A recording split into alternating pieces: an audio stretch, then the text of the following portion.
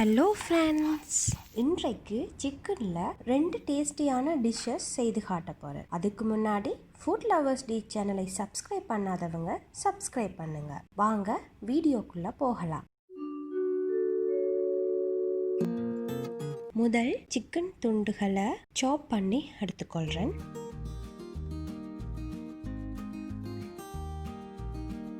அடுத்ததாக ஒரு பவுல் எடுத்துக்கொள்கிறேன். அதில் சாப் பண்ணி வச்ச வெங்காயம், உருளைக்கிழங்கு,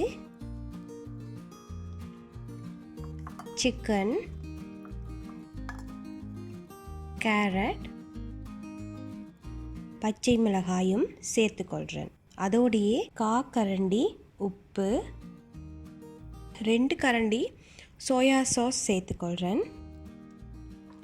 இப்போ இது எல்லாத்தையும் நல்லா மிக்ஸ் பண்ணி எடுக்கிறேன்.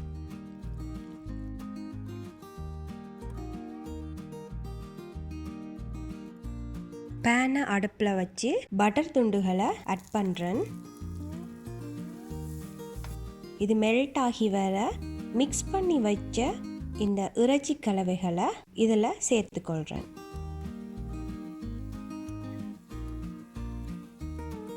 கரண்டியால் கிளறி விடுறேன். அப்போ தான் இந்த பட்டரில் இன்க்ரீடியன்ட்ஸ் எல்லாம் ஃப்ரை ஆகி வரும்.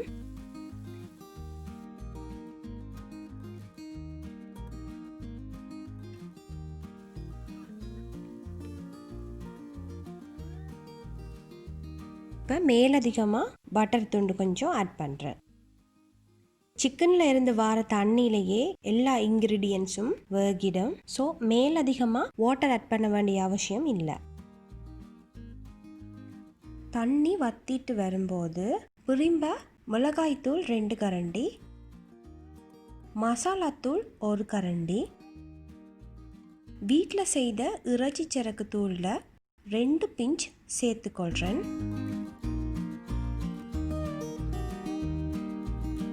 இதை நல்லா மிக்ஸ் பண்ணின பிறகு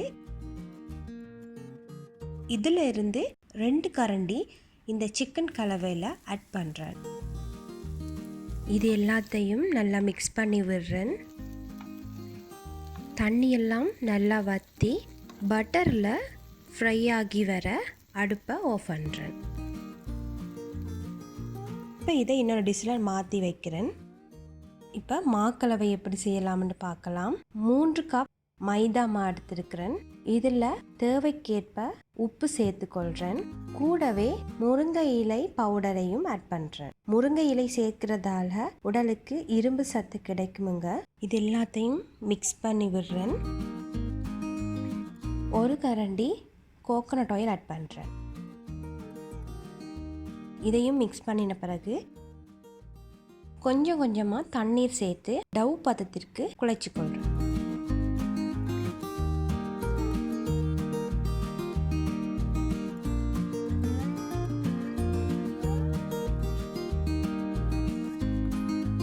முருங்கை இலை பவுடர் ஆட் பண்ணினதால் இது நல்ல க்ரீன் கலரில் வந்திருக்குது. 10 நிமிஷம் ஒரு பவுலில் மாற்றி வைக்கிறேன். இதில் கொஞ்சம் எண்ணெயை தடவிட்டு சப்பாத்தி தட்டில் உருட்டி எடுத்து சிறிய பீசஸாக கட் பண்ணி எடுத்துக்கொள்கிறேன்.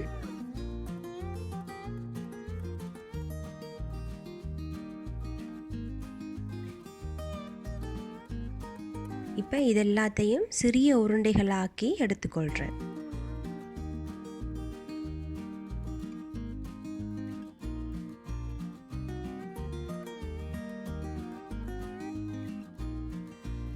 இந்த உருண்டைகளை சப்பாத்தி தட்டில் தட்டையாக தட்டி எடுத்துக்கொள்கிறேன்.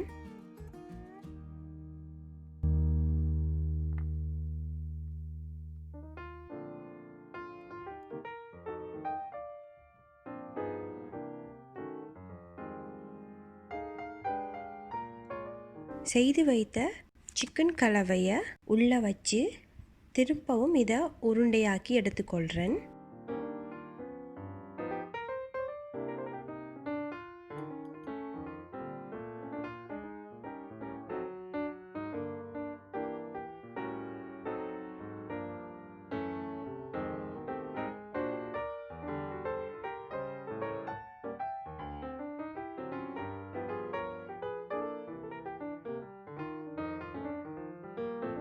செய்த உருண்டையை சப்பாத்தி தட்டில் ஓரளவுக்கு தட்டையாக அமர்த்தி எடுத்துக்கொள்கிறேன்.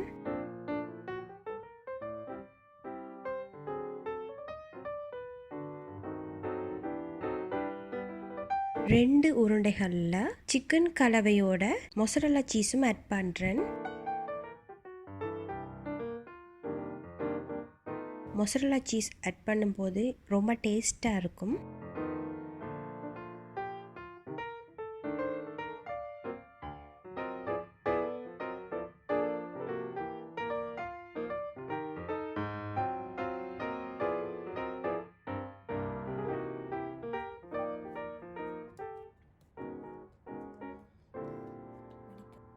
இதே மாதிரி எல்லா ரொட்டிகளையும் செய்தெடுக்கிறேன்.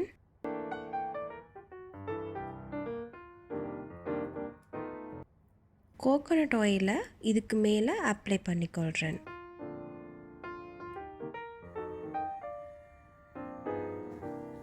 ரொட்டி தட்டில் எண்ணெயை தடவி சுட்டு எடுத்துக்கொள்கிறேன்.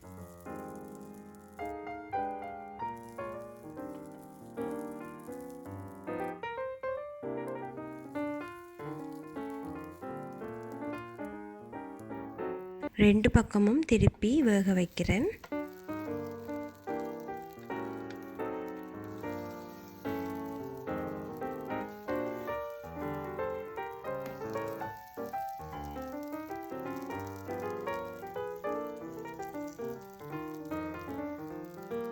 நல்லா வேகி வர இதை இன்னொரு பிளேட்டுக்கு மாற்றுறேன்.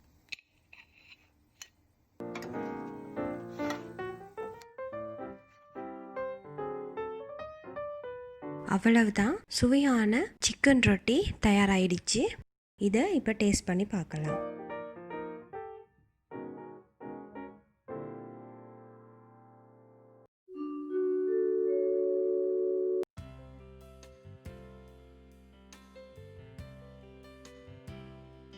செய்து வைத்த சிக்கன் கலவையோட 1 கப் மைதா மா ஆட் பண்ணுறேன்.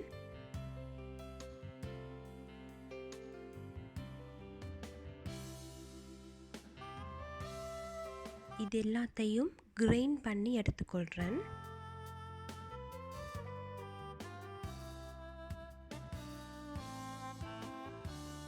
இப்போ இதை பவுலில் கொட்டிடலாம்.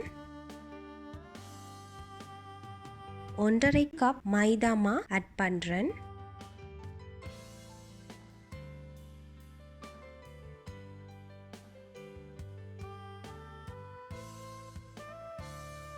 கொஞ்சம் தண்ணீர் விட்டு டவ் பதத்திற்கு குழைத்தெடுக்கிறேன்.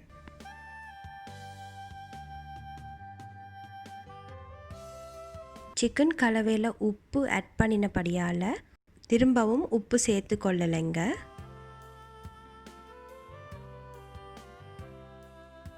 கொஞ்சம் ஆயில் ஆட் பண்ணுறேன். இந்த மாக்கலவையை சிறிய உருண்டைகளாக உருட்டி எடுக்கிறேன்.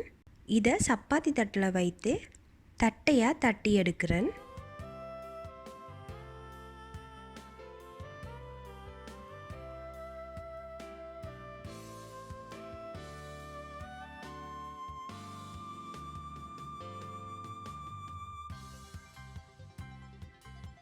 இப்போ இதை ரொட்டி தட்டில் வைத்து சுட்டு எடுத்துக்கொள்கிறேன்.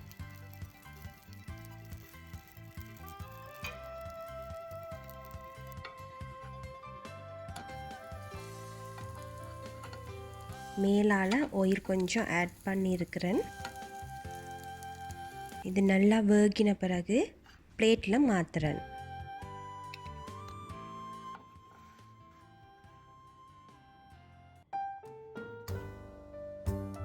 ஒரு கல்லில் 2 மாங்காய் மாதிரி ஒரு சிக்கன் கலவையை வச்சு 2 விதமான டிஷ்ஷஸ் செய்து காட்டியிருக்கேங்க.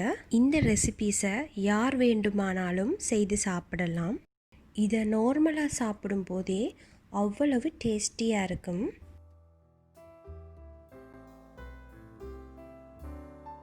இந்த ரெசிபீஸை நீங்களும் வீட்டில் செய்து பாருங்கள். உங்களுடைய கருத்துக்களை கீழே உள்ள கமெண்ட் பாக்ஸில் பதிவு பண்ணுங்கள். இந்த வீடியோ உங்களுக்கு பிடித்திருந்தால் லைக் பண்ணுங்கள், ஷேர் பண்ணுங்கள், சப்ஸ்கிரைப் பண்ணுங்கள்.